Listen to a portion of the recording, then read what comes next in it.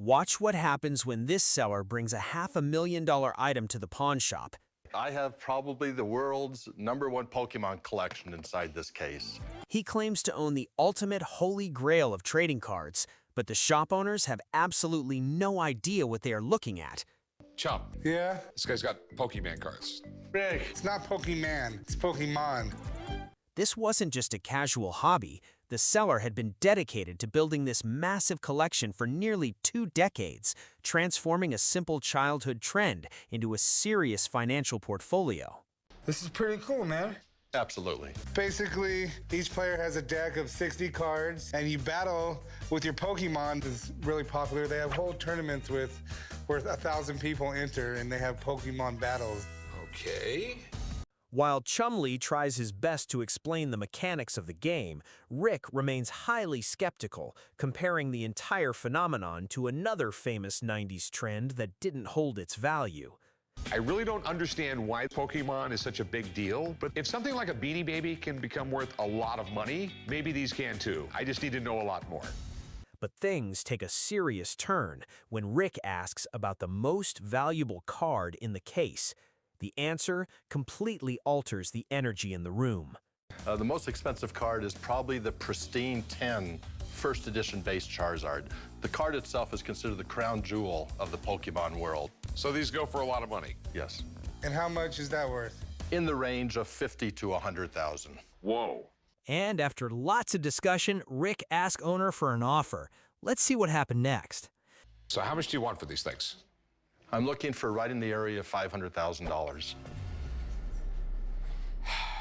Stunned by a massive $500,000 asking price, Rick realizes he is completely out of his depth. To separate hype from reality, Rick calls an expert for better advice. He's got Pokemon cards, and he says they're worth $500,000, and it just doesn't make any sense to me. Well, there's a lot of cards here, Rick. And Charizard's like one of the best characters in the game. He's also one of the most collectible characters in the entire Pokeverse. As the expert carefully inspects the pristine condition of the collection, he drops a bombshell statistic that leaves everyone in the room completely speechless.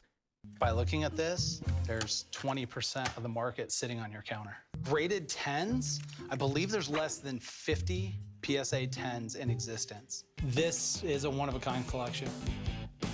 After analyzing the rare Beckett-graded 10s and factoring in the global demand, the expert is finally ready to reveal the true market value of the collection. What do you think this stuff is worth? I'm estimating anywhere from $380,000 to $390,000 for this collection. Really?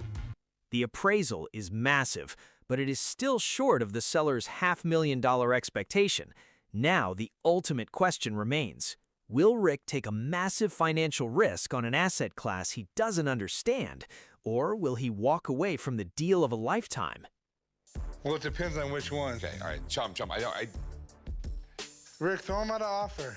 I'm not going to be able to sell something I don't understand whatsoever. I'm not going to make an offer. It's out of my skill set.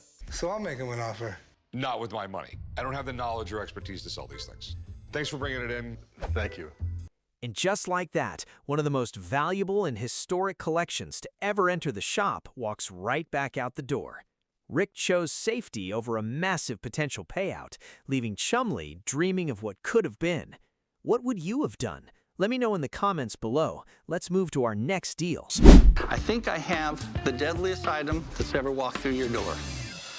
What is it? It's a Russian ICBM launch key. Seriously? Imagine holding the power to trigger the end of civilization right in the palm of your hand. The seller explains that these keys were meant to unleash the most destructive force on Earth. It would launch a thermonuclear weapon, which is the most powerful weapon on the Earth. I mean, the thing that scares me about this, I could make this myself. I have a mill and a lathe in my garage. Despite how easy they look to replicate, the seller drops a massive bombshell when Rick asks him for his price. He isn't looking for pocket change. He wants a fortune for these mysterious pieces of metal. How much do you want for them? I was thinking somewhere along the lines of 10,000. Okay. $10,000 for two pieces of metal that look like they were chopped up in a backyard garage? Rick isn't about to get scammed on a thermonuclear deal. To find out if these keys are the real deal or just overpriced aluminum junk, Rick calls in his expert, Mark, for better advice. These are nice. They're launch keys. Have you ever worked with titanium? I've worked with plenty of aluminum. I can make that aluminum like Well, out of aluminum you could, but if you made this out of titanium, you've got a bigger garage than anyone that I know. It turns out these keys are made of aerospace-grade titanium, making them nearly impossible to forge in a standard garage. But just when the seller thinks he's about to walk away with a massive $10,000 bag, Mark drops a mind-blowing plot twist that completely changes what these keys actually belong to. A lot of folks tend to think that they were used for like ICBMs and nuclear missiles and that sort of thing, but no. They were used for launching spacecraft. You know. They aren't weapons of mass destruction after all. They're actually ultra-rare Russian spaceflight launch keys. Mark confirms that because there were far fewer space missions than nuclear bunkers, these space keys are actually exceedingly rare. With the expert validation done, Mark leaves and Rick is now desperate to buy them.